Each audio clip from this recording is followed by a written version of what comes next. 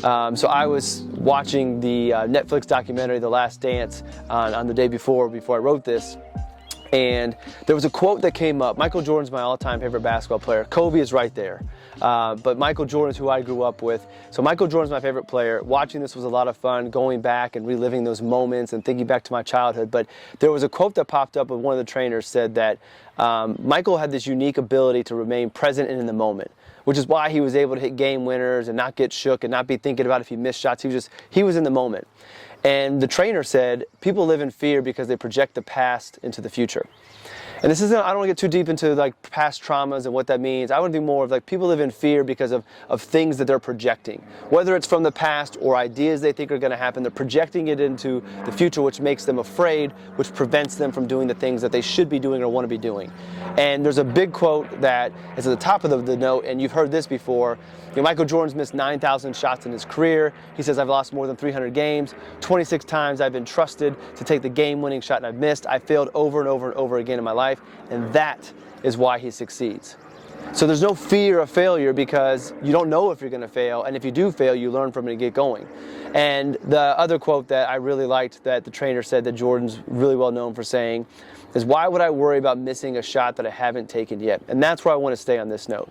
Going back to people living in fear, projecting, I don't know if you've ever played basketball, but growing up I played basketball. I always wanted to take the game-winning shot.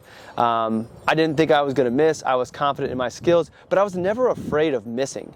And maybe it's because I knew if I missed, it's not the end of the world. We lose the game, but I think I'm going to make it. And this fear that we're projecting, and if we take Michael's misses, I'm afraid to take the shot because I'm afraid to miss it. Well, you haven't taken the shot yet.